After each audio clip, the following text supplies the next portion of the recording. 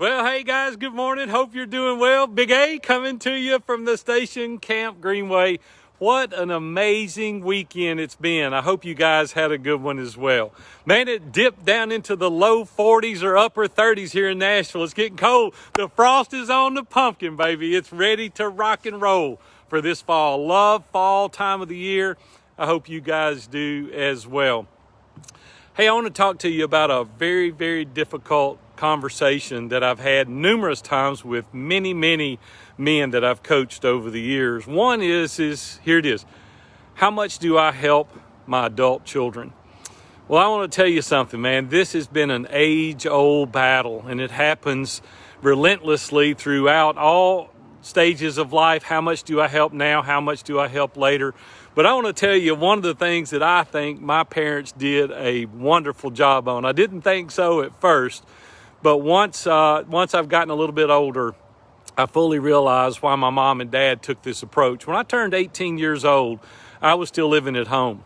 And my mom came to me one day and she said, listen, starting today, you're 18 years old, you're a young man, you're going to start paying rent. And I said, what? I'm living at home, you're my mama. And she said, no, you're going to start paying rent. We don't need the money, but you need the experience. You need the practice.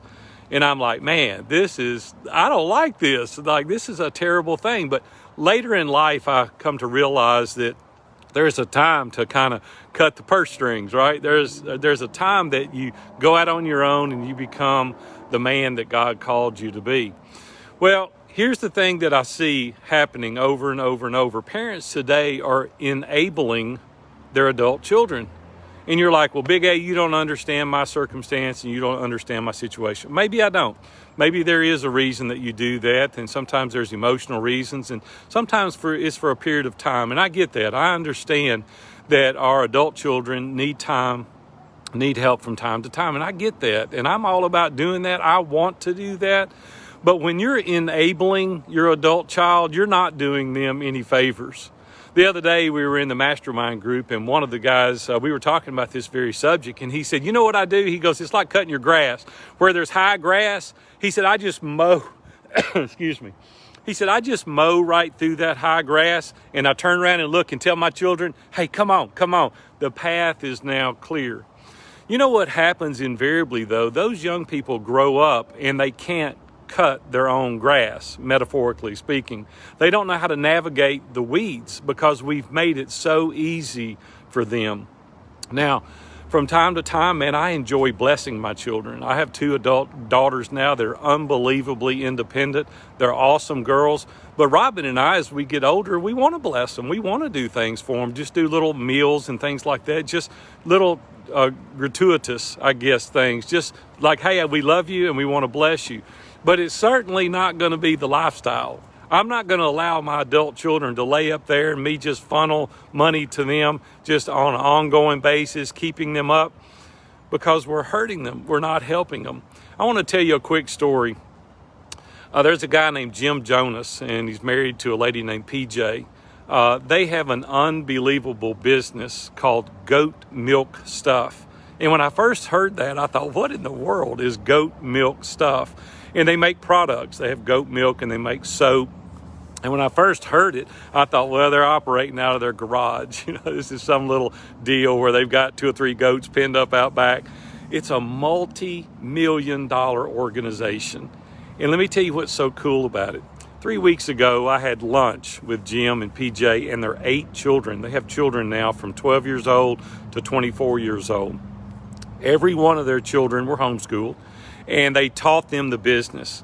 Every one of the children now have a task that is unique to their giftedness.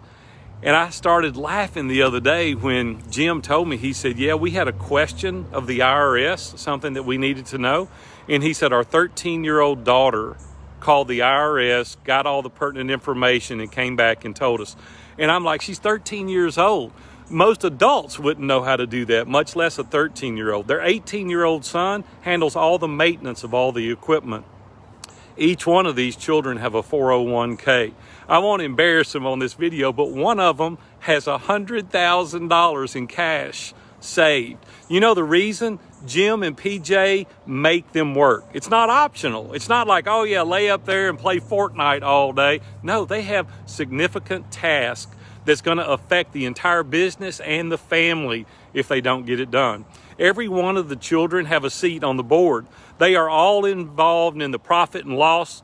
They are all involved in reading the balance sheet. They know exactly what's going on in the business. And when we had lunch the other day, 10 of them and myself sat around a table, and I could have talked for hours and hours and hours to these young people. You know why? Because Jim and PJ had the foresight to know that they're not doing them any favor, allowing them to lay on the couch at home and play video games rather than getting out and working each day. Now these kids are going to be uber successful as a direct result of the way the parents raised them. So parents today, you're not doing your kids any favor whatsoever by not pushing them to do the right thing. Please get them off the couch and let them know, I'm breaking your plate today. Today you're going to stand up and you're going to be the man that you're supposed to be. You're going to get out and make your own living. You're going to do the things that you're supposed to do as an adult. 3 weeks ago, our pastor got up in the pulpit and he preached and he said, as long as you're their Savior, Jesus never will be. And that is so true for you people of faith today. Just realize that you can't keep on bailing them out. You're not doing them any favor. And I want to encourage you today to sit down with them and say, this is what we're going to do. This is how we're going to live our life. I'm going to help you to this point. But when we get to that point, you're going to have to get up, man up, and do the right thing so that you can train and teach your children to do the right thing later also. Guys, I want to tell you today, it's tough love and it is hard to do those things. And I realize that. And I'm not talking to those that have people that have mental issues or they have physical issues I'm not talking to you. And I understand, please be patient. I'm not talking to you. I'm talking to those that have children that can do more that won't. That's the ones that I'm talking to you about today. So do the right thing, do the hard thing, go in there today and have that discussion so that you will be instructing them properly instead of enabling your children. I'm Big A, coming to you live this morning from the station Camp Greenway. You guys go have a great day. We'll see you.